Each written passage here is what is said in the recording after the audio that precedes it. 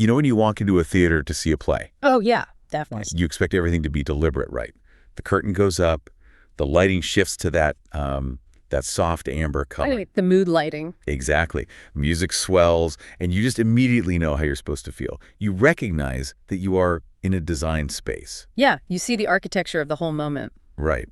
But when we step into our everyday lives, like, say, just walking into a restaurant to grab dinner with a friend, we somehow completely forget that. We really do. We go totally blind to it. Yeah, we forget we're stepping onto a stage that's been meticulously engineered Yeah. to, like, influence our behavior. We just think, hey, I'm here to eat calories. Just fuel up and leave. Exactly. Totally blind to the reality that a casual dinner is actually this super high-stakes social negotiation. So welcome to today's Deep Dives. Super excited for this one. Me too. Today, we have a really fascinating piece of source material. It's a transcript simply titled, A Casual Dinner Between Friends Emma and Alex. Such a great, simple title for something so complex. Right. And our mission for this deep dive is to deconstruct this seemingly simple text. We want to uncover the invisible social choreography, the rapid-fire decision-making, and that profound connection building that actually happens when two people sit down to share a meal. Yeah, and the transcript opens with a scenario that, literally all of us have lived through. Oh, 100%. Right. So Alex arrives a little late to the restaurant while Emma has already been waiting there for a few minutes. Classic dynamic. Exactly. And before they even exchange pleasantries about their days, they do this really crucial alignment ritual. They evaluate the physical environment together. Oh, yeah. Emma and Alex immediately agree on the calm, comfortable atmosphere, and they both notice that amazing smell of food wafting through the room. Which is doing so much heavy lifting, honestly. I want you, the listener, to really think about how the environment of a restaurant immediately sets the tone for your own social interactions. Oh, it dictates everything. Right, because the restaurant's design is basically acting as an emotional regulator for them. If they had walked into a place with, like, blaring music and servers running around frantically... Their stress levels would just shoot right up. Exactly. Their autonomic nervous systems would spike. They'd be leaning across the table, shouting to be heard, just flooded with cortisol. Not exactly the vibe for a friendly catch-up. No, not at all. But instead, the sensory cues of this calm environment bypass their logical brains and signal safety. It establishes a shared emotional baseline before a single piece of personal info is even exchanged. Yeah, and building on that concept of safety, the transcript notes that Emma suggests sitting near the window, and Alex just readily agrees. Right. And the specific reason they give is that they both enjoy watching people walking on the street. Emma even says it makes the place feel alive. Okay, let's unpack this, because choosing the window seat is actually a masterclass in lowering social pressure. Oh, it really is. In behavioral psychology, there's this concept you see a lot in kids called parallel play. Right, where they play next to each other, but not necessarily with each other. Exactly. And for adults, looking out a window together serves a very similar function. It gives them a low-stakes, third-party focal point. So they don't have to just stare at each other. Yes, they don't have to lock into that intense, unbroken eye contact right out of the gate, which, can feel incredibly confrontational. Yeah. Or even overly intimate, depending on the vibe. Totally. It lets them sit shoulder to shoulder, looking outward. The ambient socialization of the street just sort of carries the weight of any awkward silences. But what's fascinating here is how quickly that low-pressure environment gets shattered the second the menu arrives. Oh, man, the menu. Right. The transcript details all these options they're suddenly faced with. Soups, salads, pasta, pizza, sandwiches, and multiple main dishes. It's too much. It is. The sheer volume of information abruptly forces them out of their relaxed state and straight into a cognitive puzzle. It's the ultimate modern dilemma. Looking at a massive restaurant menu today triggers the exact same decision fatigue as, opening a streaming service on your TV. Oh, that is such a good comparison. Right. You sit on the couch, desperate to watch something, but you're bombarded with 10,000 options. The cognitive load is so overwhelming, you just end up scrolling for 20 minutes. Completely paralyzed by the paradox of choice. Exactly. And Emma and Alex are experiencing that exact same paralysis. Plus, the stakes are high here because they are both physically depleted. Yeah, the text reveals Emma skipped lunch entirely for this, and Alex hardly ate all day. They are ravenous. Basically starving. But despite this intense, primal drive to just consume calories, they both explicitly agree they want something tasty but not too heavy. Yeah, and that decision to start light despite being that hungry really highlights the tension between biological need and social etiquette. Definitely. Because if you're starving, your biology is screaming at you to order the fastest, most calorically dense thing on the menu. Give me the giant burger right now. Exactly. But dining is fundamentally a social contract, not just a biological one. Right. By mutually agreeing to avoid the heavy stuff right away, they're artificially slowing themselves down so they can stay in sync. That's a great point. Imagine how weird the pacing would be if Alex ordered this massive, heavy appetizer and just devoured it in 3 minutes, while Emma is over there sipping a light broth. It would be so jarring. It creates a total disconnect in the rhythm of the evening. Yeah, they're basically telling each other, I'm going to prioritize the rhythm of our shared experience over my own immediate physical hunger. And the transcript shows them successfully navigating that first little hurdle. They align perfectly on drinks. Both order lemonade because it sounds refreshing after a long day. Nice and easy. Yep. And the soup course goes smoothly, too. Emma confidently picks tomato soup because it's warm and comforting, and Alex goes for the mushroom soup. Very harmonious. But then the mains happen. Right. The dynamic shifts dramatically here. Emma states she loves creamy pasta and locks in the chicken Alfredo. A bold choice. It is. And Alex, meanwhile, considers the vegetable pizza, explicitly saying it's healthier than meat pizza. Okay, this is the critical juncture of the transcript for me. Yeah. Emma just ordered Alfredo, which is notoriously rich and heavy. Super heavy. But then she makes this fascinating conversational pivot. She tells Alex she doesn't eat pizza often because she, quote, tries to eat healthy food. Yeah, that comment just completely changes the vibe. It does. Alex politely parries it by saying, like, life is about balance. Mm-hmm. But the damage to Alex's confidence is already done. Suddenly, Alex is second-guessing the vegetable pizza. If we connect this to the bigger picture, the transcript is illustrating the immense power of social mirroring and really the moralization of food. Oh, the moralization of food is so real. It's huge. Emma introduces this value system into the conversation, even though her own choice, the creamy Alfredo, doesn't really align with dietary austerity. Not at all. She has verbally established a moral hierarchy at the table where healthy is the ultimate virtue. But I have to push back on Alex's reaction here, though. Did Alex actually want to abandon the pizza? Or did Emma's comment exert this subtle, invisible pressure that kind of forced Alex to comply? That's a really good question. Right. It seems like Alex felt caught in a trap. Emma claimed the heavy, indulgent meal for herself, but simultaneously projected this standard of healthiness onto the table. Which creates a ton of cognitive dissonance for Alex. Exactly. Order the pizza and risk being silently judged against this new moral framework, or abandon the craving just to keep the peace. And the text shows how they resolve this tension. They bring in a third party. They literally just ask the waiter for help. The ultimate tiebreaker. Yep. The waiter recommends the popular pasta, mentions the pizza is made fresh in a stone oven, and highlights the grilled chicken. Then what does Alex do? Alex completely abandons the pizza and orders the grilled chicken, which conveniently comes to the side of vegetables. The psychology of the waiter's intervention there is just brilliant. It really is. Because the waiter isn't just reciting ingredients. The waiter is acting as a neutral mediator, almost like a couples counselor for their food anxiety. That's exactly what it is. By recommending the chicken, the waiter offers Alex a socially compliant escape hatch.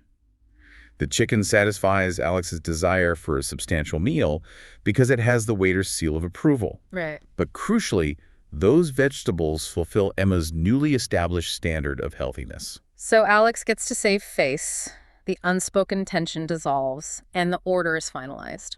Lemonades, tomato soup, mushroom soup, Alfredo, and the grilled chicken. Boom. Done. But then the menus are taken away. Yes, and that is a huge shift. Once the waiter takes the menus, the physical props that were anchoring their interaction are just gone. The safety nets are removed. Exactly. The transcript even notes a distinct shift in the atmosphere. Alex actually voices this discomfort out loud, saying, waiting is the hardest part, especially when you're hungry. I mean, put yourself in that situation. Think about the moment the menus are swept off the table. The frantic, busy work of deciding is over. Right, the task is done. You've handed in your paperwork, basically, and now you are in the conversational waiting room. The structured part of the evening has concluded, and now the unstructured, vulnerable part has to start. And they fill that unstructured space by immediately trading stressors. Ah, yes, the trauma dump. A little bit, yeah. Alex talks about having a super busy, tiring day with tons of work and only a short break. And Emma matches that energy. She describes her own highly scheduled day, packed with meetings and finishing projects. And the function of sharing these stressors is so vital to understand. They aren't just complaining to hear themselves talk. No, not all. In sociological terms, they are engaging in reciprocal self-disclosure. Right. By revealing that they are both just exhausted and depleted, they're lowering their armor, they're mutually admitting vulnerability. And the text really highlights how this shared vulnerability acts as a springboard for empathy. Emma tells Alex you should rest more, which validates Alex's fatigue. And Alex counters by framing Emma's exhausting day as productive, which validates all her hard work. And that mutual validation leads directly to a massive escalation in their bond. It does. Emma mentions that, while she enjoys her work, she also loves learning new things, specifically cooking pasta. And then she makes this huge leap. She offers to cook for Alex someday. Which is a big deal. A huge deal. Alex agrees, but Emma sets a condition. Alex has to cook for her, too. Alex admits to being a beginner, but offers to make omelets and sandwiches. The shift from discussing a commercial restaurant space to a private domestic space is a huge escalation in intimacy. It really is. Think about the mechanics of what they're actually proposing. In a restaurant, a paid third party acts as a buffer. Right, the waiter, the chef, the busboy. Exactly, it's neutral territory. But saying, I will cook for you in my home, removes all those buffers. It requires a tremendous leap of trust. You're inviting someone into your personal sanctuary. Yes. You're offering to provide sustenance with your own two hands. Even if it's literally just omelets and sandwiches, the psychological weight of that offer signifies a major milestone in their friendship. But then the transcript shows this theoretical future intimacy getting interrupted by the sensory reality of the present. The food arrives. The food arrives. And the text gets very specific about the sensory details here. The lemonade is fresh. Emma's tomato soup smells great. Alex's mushroom soup is creamy. They're finally getting those calories. Finally. And they bond over this newly discovered shared love for Italian food, pasta, pizza, lasagna, and then the main courses hit the table. Fast service. Very fast. Alex's chicken is juicy and flavorful, and Emma's pasta has this rich, creamy sauce. And this snaps them right back from the future into the immediate tactile present. And here's where the text details a very specific interaction. They explicitly offer each other bites of their main courses. Alex takes a forkful of Emma's pasta, and Emma tries a piece of Alex's chicken. And they both just profusely praise the other's choice. They use words like, wow, delicious, and I told you. They're hyping each other up. Big time. So here's where it gets really interesting. Why does the physical act of exchanging a bite of chicken for a bite of pasta elevate this from two people simply eating next to each other to a truly unified, shared experience? Well, this raises an important question about evolutionary biology and human trust. Okay, lay it on me. Sharing food, and specifically cross-contaminating food from one plate to another, is literally one of the most primal acts of vulnerability a human can engage in. Because of germs. Exactly. Our brains are hardwired with a pathogen avoidance system.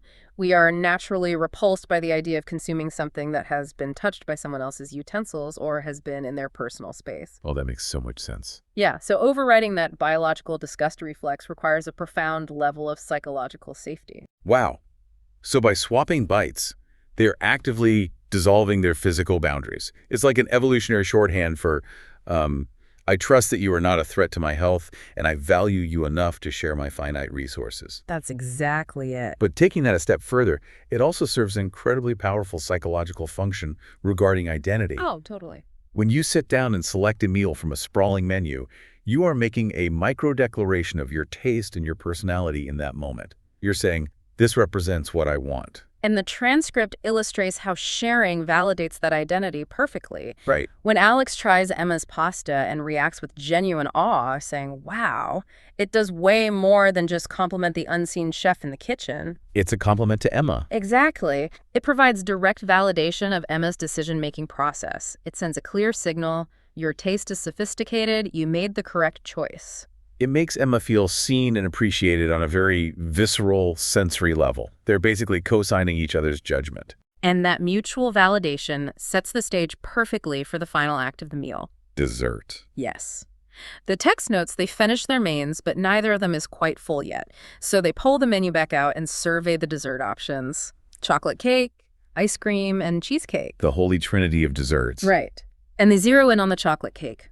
But crucially, they don't order two separate slices. No. The transcript explicitly states they decide to share one. They even voice out loud that sharing makes it more fun. The shared chocolate cake represents the culmination of all the trust they've been quietly building all evening. It's the peak. It really is. They started the night carefully aligning on light soups from a distance. Then they escalated to trading bites of their individual entrees. And now they have arrived at literally consuming calories from the exact same plate. And the text describes the cake as rich and smooth, with Emma calling it the perfect ending. Which brings us to the actual end. Yeah. The plate is cleared, bringing them to the logistical and administrative conclusion of the night. Yeah, Yes. And the transcript details this moment meticulously. They ask for the check, it arrives, and there is zero hesitation. Emma immediately says, "Let's split it." Alex responds instantly with, "Sure, done." It's so fast. So fast. There's no awkward fumbling for wallets, no performative arguments over who gets to treat the other, no lingering tension at all. Yeah. They thank each other for the evening, praise the food and the conversation, and reiterate their plan to do this again. Maybe trying a new restaurant or following through on that promise to cook at home. The flawless execution of the bill split is vital to analyze here. Why is that? Because in the behavioral economics of friendship, an asymmetrical payment like where one person insists on paying for the entire meal can often create subtle, unspoken debt. Oh, I see what you mean. It introduces a power imbalance into the reciprocity ring, and that lingers long after the dinner is over. The person who didn't pay might feel this nagging obligation to balance the scales next time. So what does this all mean?